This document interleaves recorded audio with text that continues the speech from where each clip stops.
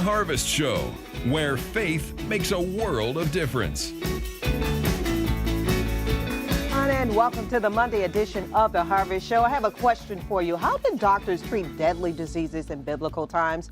Dr. Allan Cougle will join us for a fascinating conversation about medicine in the Bible and what does the Bible say about Israel and end times prophecy. Prophet Brian Bush has today's Holy Land moment entitled The End of the World, and Pastor Mark Lantz explains how generosity works in today's Motivational Minute. So glad you could join us here today. Valerie Lowe alongside Chuck Freeby. Stephen Radulich is on assignment with Feed the Hungry. How are you today? Did you make it into the office with no problems with the snow and ice? By now we should be used to it, right? Right. It'd probably all go away by the later in the week, but no, I'm fired up because college football's national championship game is tonight. So for all the football fans out there, a big deal with Clemson playing Alabama. And obviously, these were the two teams that played last year. Alabama's the defending champ. So a lot of people will be rooting for Clemson, but I think one of the reasons a lot of people might be rooting for Clemson, Valerie, is Dabo Swinney. He is their head coach, and Dabo is a devout Christian. But if you take a look at his upbringing, it's a fascinating story. He and his buddy, he did not come from means. His father was an alcoholic, and he and his buddy, to earn money, would go around with a ladder, a blower, and a rake and knock on people's doors offering to clean their gutters out. And that's how he would raise money when he was in high school. His mom finally divorced his dad when he was in the 11th grade. They didn't have any money for the house, so they lost the house. They slept on the floors of neighbors' homes while he was getting through high school. Mom came with him to college, ironically, at the University of Alabama. Really? Yes. Mom came with him to college, and they slept in the same bedroom for 3 years until she could finally get a home. And he was asked about all these things in the build-up to the game. And one of the things he said was, my dad was a great man and I loved him, but he had some demons he fought. It was tough to see some of those things as a kid, but I believe God doesn't save you from things, He saves you through them. I think everything I've dealt with, especially once I became a coach, gave me great clarity on what the purpose of my life is. Isn't it interesting? You cannot buy, you cannot pay for character. It has to be instilled in you through the adversities of life. And I think this is an amazing testimony to God's grace and a testimony to hard work. I mean, what was wrong with cleaning out the gutters? Absolutely nothing. I have to do it at my house. I know, right? And, sometimes when I have to shovel snow, I'm like, where's a kid that are there any kids around here I can pay to shovel this snow? No, I can't find anyone. I guess they're inside playing with their video games. But that's just such a powerful story. Who's going to win? Do we know? Well, I think Alabama is the better football team, and I think they'll probably win again. But who knows? Maybe this is Dabo's moment. Maybe this is something where we'll see Clemson persevere. I know all eyes will be watching, and I know that if Clemson does win, Dabo will use that as a platform to testify. His story kind of reminds me what I used to do with my daughter when she was growing up. I told her, keep from under your bed clean. I want you to clean. But I would go and throw quarters under her bed before I sent her in there because I didn't want to just give it to her. I didn't want to just give money to her because that's not how life works. And I know with your 6 kids, you came up with some creative things to do to teach them we've had the some values creative, of life. I know in terms of discipline, we had the Daddy Track Club where people ran sprints in the backyard to kind of burn off things. I think I came on the scene in time for your youngest son to go through some of that. It's interesting. Many years later, they still talk about the Daddy Track Club. See, there you go. It works. Hard work pays off. We want to know your thoughts about hard work. What do you do to help your children learn character? You can join the conversation on Facebook and Twitter and send your emails directly to the Set of Harvest at live@LeSEA.com. World News begins right now.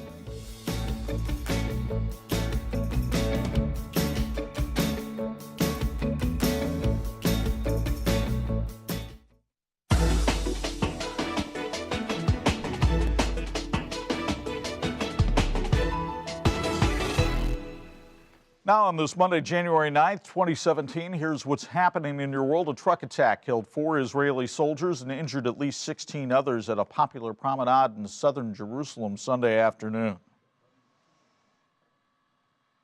This is a very popular point, like you mentioned, for tourists, as well as a very popular point for new soldiers who come here and learn about the country, learn about the land. Today, as the soldiers were exiting the bus, a truck that was situated behind rammed up next to the bus and began to injure soldiers. Israeli police say the attacker, who was shot dead at the scene, was an Arab resident who resided in East Jerusalem. Israeli Prime Minister Benjamin Netanyahu said the attack is similar to those carried out in Europe recently, adding the driver was a follower of extremist groups. Syrian President Bashar Assad says his military was justified in the lethal bombardment of eastern Aleppo. You have to liberate, and this is the price sometimes, but at the end, the people are liberated from the terrorists. That's the question now. Are they liberated or not? If yes, that's what we have to do. Assad says the alternative would have been to leave civilians in the city to the mercy of terrorists. That's the term the government uses to describe all who oppose its rule. The UN says the government's relentless military campaign, which displaced tens of thousands of civilians, could have violated the laws of war. Iraqi soldiers continue battling Islamic State militants in Mosul, reaching the Tigris River for the first time. That river runs in the middle of Mosul, cutting that city in two. Government forces have been trying to retake the city. It's Iraq's second biggest. Islamic State has held it since August of 2014, but now the government controls about a third of it. North Korean state media says the country is capable of launching intercontinental ballistic missiles at any time. A newsreader on state-run KRT Sunday said the country would continue to develop what it calls self-defensive power. Meanwhile, U.S. Defense Secretary Ash Carter vows to shoot down any North Korean missile that flies towards the U.S. or its allies. Carter told NBC's Meet the Press the North's nuclear and missile programs are a serious threat. Mexicans continue to protest a 20% hike in gas prices, part of a government effort to deregulate fuel prices. The president, Enrique Peña Nieto, attempted on Friday to explain why his government approved the hike. It has caused nationwide protest and looting. In fact, 6 people have died and 20 have been injured in rioting during the protests. Coming up later, Dr. Allan Cougle joins us for a fascinating conversation about medicine and the Bible. But first, here's Pastor Mark sharing how we can all make generosity a habit in today's Motivational Minute.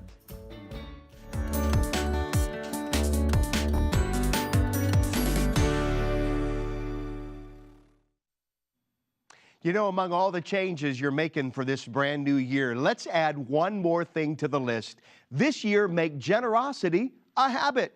Not only is it biblical, but research shows generosity changes your life. Did you know generous people are healthy people? Studies show that generosity actually reduced blood pressure as much as medicine and exercise. It lowers the risk of dementia, reduces anxiety, depression, improves chronic pain management, and even more. Secondly, generous people, they're happy people. Giving triggers feel-good chemicals like endorphins, dopamine, oxytocin. And thirdly, generous people actually live longer. You see, when you lower your stress and blood pressure by being generous, a longer life expectancy is the result. In fact, one study of 2,000 people in California found volunteering dramatically reduced mortality rates. You see, generosity works, but it will never work for you unless you make it a habit. So what do you say? Choose to make generosity one of your new habits in 2017. I guarantee it'll make this year one of the best years you've ever lived. When Jesus gave his great commission to go into all the world and preach the gospel to every creature, he was not just speaking to his disciples, he was speaking to you and me. Through the outreaches of LeSEA Broadcasting's television, shortwave radio, free Bible distribution, and prayer line, souls come to faith and are saved every day. As a financial partner with LeSEA Broadcasting, you too will be investing into the lives of men, women, and children as we proclaim God's word around the world together. LeSEA Broadcasting partners in faith make it possible for millions to hear the word of God in over 190 countries. You can be a partner in faith with us for as little as a monthly gift of $25. Your gifts help LeSEA Broadcasting bring life, hope, and love into a dark world. Call 1-800-365-3732 and tell the prayer operator you want to be a partner in faith. That's 1-800-365-3732. Be a part of the Great Commission. Dr. Allan Cougle practiced general pediatrics for 7 years in New Orleans, and later in his career as a doctor, he was assistant professor of pediatric cardiology at Southern Illinois University School of Medicine. Dr. Cougle certainly has the credentials to talk about medicine in the Bible, both the Old and New Testament. You've been a physician for more than 50 years. Wow, that's a career to talk about. Yeah, more than 40 years. More actually. than 40 years. Yeah. Okay, I stand corrected. But you do know about medicine, and as a Christian, medicine in the Bible. What started this whole conversation about Raphe? What is Raphe, and why did you write about it? Well, when I was an assistant professor at one of the medical centers in Illinois, I was writing. The thing is, the publish or perish, and so one of the things I wrote about was medicine in the Bible. Raphe is from the Hebrew word for physician. Rapha is the feminine form of that, and of course we're familiar with the names of God, Jehovah Rapha or Jehovah Rapha. The word physician is only used 4 times in the Old Testament. Once when Joseph called the physicians for his father to embalm him, and these were probably more embalmers than physicians. King Asa went to physicians instead of to God and died. Jeremiah said, is there no balm in Gilead? Is there no physician there? And of course, Job said about his comforters that there were physicians of no consequence. Raphe itself, the word is probably what's called an onomatopoeia, which means it's a word that sounds like what it is, just like buzz or tinkle or murmur. These are words that sound like what they are, and it comes from the seizing and plucking is the derivation, much like when somebody mends or sews. So to mend is where the word Raphe comes from. And actually, physicians were not held in high regard in ancient Hebrew society because they were thought to actually go against the will of God. Because all disease was thought to be the will of God, then physicians, in trying to go against that, are going against God's will. In fact, in the Talmud, it talks about that even the best of physicians was destined to go to hell. And of course, now the big thing among Jewish society is they want their son to become a doctor or a lawyer or whatever. So things have changed. Yeah, physicians then were what lawyers are now, apparently. Yeah. But how did things change between the Old Testament and the New Testament? Because when I think of physicians and the Bible, immediately I think of Luke, who was a physician who wrote the Gospel. How did things change between those two testaments? That's interesting. The Deuteronomic theology, which is from the book of Deuteronomy, says that all disease is a result of disobedience towards God. But then you go into the New Testament, you look at John 9, and it says, the disciples asked Jesus, who sinned? This man that was born blind. Was it his sin or his parents' sin? And Jesus said it wasn't sin at all. He said it was so the glory of God might be manifest. And he said those that are whole don't need a physician, but those that are sick need a physician. And Jesus, even in healing, in the act of healing, would use physical, like mud or saliva, or putting his finger in somebody's ear, or touching the eye specifically. So Jesus was not against people going to physicians. What about the woman with the issue of blood? I've heard that sermon many times. In your practice and what you know about medicine after 40 years, what disease did she have? Well, she had, it's not known for sure, she has some type of issue that whether it was an infection or whether it was a cancer or something like that that was producing an issue that was prolonged for many years. And of course, she came to Jesus, and by touching him, her touching him actually, she received healing in that. But Doctor, what do you say to people who say, you know, I'm a Christian and I believe in divine healing, and so I should not go to go to see my doctor? People have died because of that, because of their beliefs. What do you say to that? Well, it's like King Asa. You know, it's fine to go to a physician, and I think, obviously, you know, I think you should go to a physician, but I think that you should do it with prayer and believing that God is the author of all healing, whether it's supernaturally or naturally. God put in each one of us the antibodies and the healing processes and everything else that to bring about healing of most diseases. And then there are certain diseases that require the help of a physician, specifically, you know, things like surgery. If you break a bone or if you need some type of a surgical procedure, obviously, then you should go to a physician. But not without praying first, during, and afterwards. Another one of the diseases that I've always wondered about in the Bible is leprosy, because I think it's referred to differently in there than what we understand it as today, isn't it? Yeah. The term leprosy in the Bible was tsarath, and the Septuagint, which was written about 250 BC, was commissioned by Ptolemy II. And there were 70 Hebrew scholars that for 70 days translated the Hebrew into the Greek. And they came across the word tsarath, and there was no exact correlate for that. So they borrowed from Hippocrates the word lepra, and that's where the word leprosy comes from. Leprosy then, or what was referred to leprosy, is probably much different than what we call Hansen's disease, which is the leprosy of today.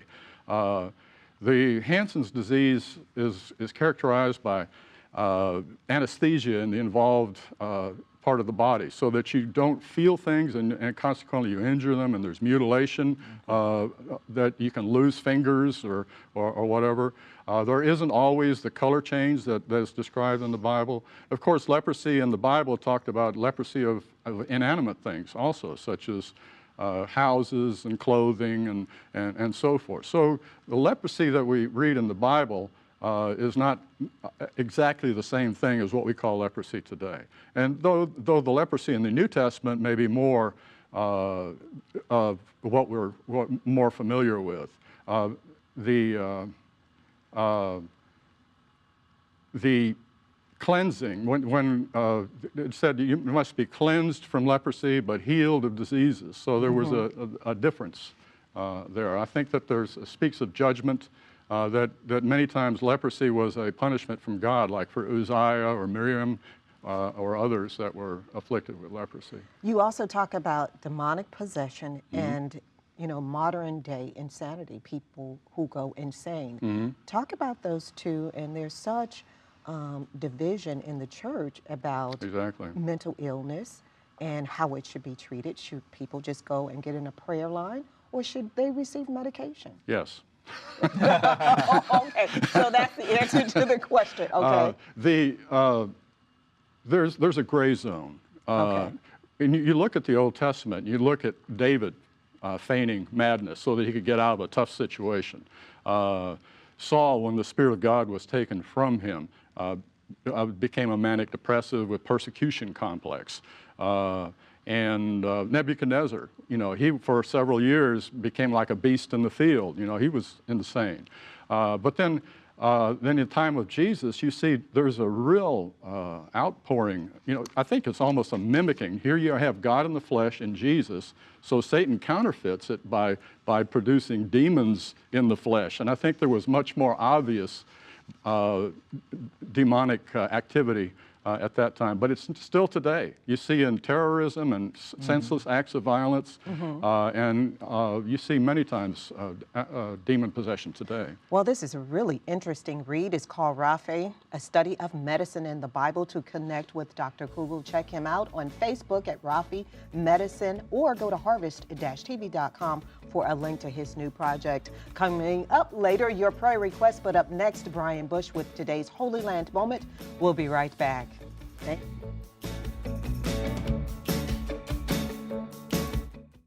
Today is your day. This is your moment. Life is calling. It's time to get back that extra spark that you've been missing, and it's simple with Mineral Concentrate, an all-natural trace mineral product designed to promote energy and focus without sugar nor caffeine. Call 1-800-965-2345 or log on to mhclife.com. Today is your day. It's time for life. Hi, this is Stefan Radulich with Feed the Hungry, and I want to encourage you to become a Full Life Monthly partner today. Why is that so important? Well, because children like these children at the Kiryandongo refugee camp come to school every day for a hot meal. For all of these kids, this is the best meal they're going to have. For many of them, it might be the only meal that they have on a given day of any month. Because of your monthly support, we can make a monthly commitment to schools like this. It takes $6 a month to take care of one child, so maybe today, you can make that $6 a month commitment, or $12 or $18. Or maybe you can make a commitment of $30 or $60. And for doing that, I want to say thank you and God bless you. Please act now. These children need your encouragement. They need to know they are not alone. Please call 1-877-769-9270 or visit feedthehungry.org to help a child know how good a full life feels.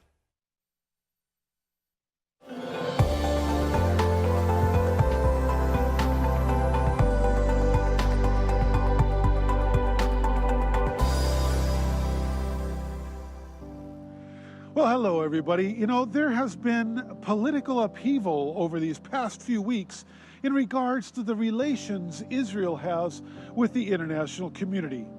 Some people are saying it's Israel versus the world and are drawing attention to the Bible and the end of days. Let's take a layman's look this week in a brief and general way at the end of time. We aren't going to get into a bunch of detail, but if we are going to examine the end of the world, it might do us some good to start off by saying, yes, in fact, that the world was indeed created by God. He thought everything up, including man. And man, in fact, lived with God and was given charge over the world that God had created. But then sin entered the world, and things that were made for an eternity suffered and started to die. And thus starts the story of redemption. God has promised that there will be a recreation of all, a reboot, if you will. And those whom He has called and have placed their trust in Him will live in that new heaven and earth. All that we know right now will pass away, and He will make all things new, wherein no sin will exist anymore. That's what we live for, to give voice to God's great love, that He hasn't abandoned man, but has a plan for salvation. And one day we will be reunited with our Creator. So the takeaway here is that we do not need to fear the end of the world. It's part of God's plan. He's got everything under control. And what's to come is far greater than what is in this present.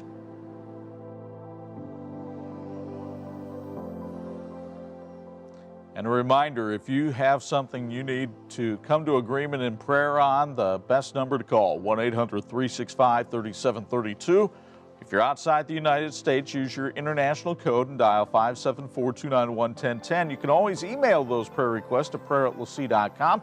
See what other people are praying about and come to agreement with them at worldharvest.com, or put a stamp on it and send it to 61300 Ironwood Road, South Bend, Indiana, 46614. Always look forward to hearing what your prayer requests are. So many people in need of prayer. Who among us doesn't need prayer, actually? So, Valerie, what are some of the things that have come in over the weekend? You know, Chuck, we receive some 10,000 prayer requests a month, but we have 3 today. Jack from Ohio says, I'm asking God to restore and heal my marriage as my wife and 7 kids are separated from me. Dana from Indiana says, I have a friend that is going through tough times and is asking for prayer. And Julian says, please pray and agree with me that God will favor me to, find a good wife. The Bible says he that finds a wife finds a good thing and obtains favor from the Lord. So Julian, we certainly agree with you in prayer. And so Father, in the name of Jesus, we come to you and we ask you, Lord, to meet all of these needs. This woman who has cancer and the family that separated, the husband and the wife and 7 children, they need you, Father. Father, we pray for this gentleman who wants a wife. You said and you have made promises to us in your word that you would provide. Now, Father, we ask that you would heal, deliver, and set free and answer these prayer requests, and we'll be sure to give you the praise for it in Jesus' name. Amen. Special programming coming your way next week here on the LeSEA Broadcasting System, as we'll have some great teaching, and we focus our program as it comes to you from the city of New Orleans, a great affiliate of LeSEA Broadcasting down there. So we'll have Mike Smalley, Todd Kuntz, and R.C. Blakes all around to give some special teaching throughout the week. We hope you'll join us for that special programming. And know that we're trying to kick off 2017 in a way that gets you going in both mind, body, and soul. Obviously, we focused on the mind and the body part today with the guests that we had talking about medicine and the Bible, but obviously this ministry was set up for the saving of souls, and we do care about yours. We don't take it for granted that you're watching. We appreciate it, and we look forward to seeing you again tomorrow on another edition of Harvest.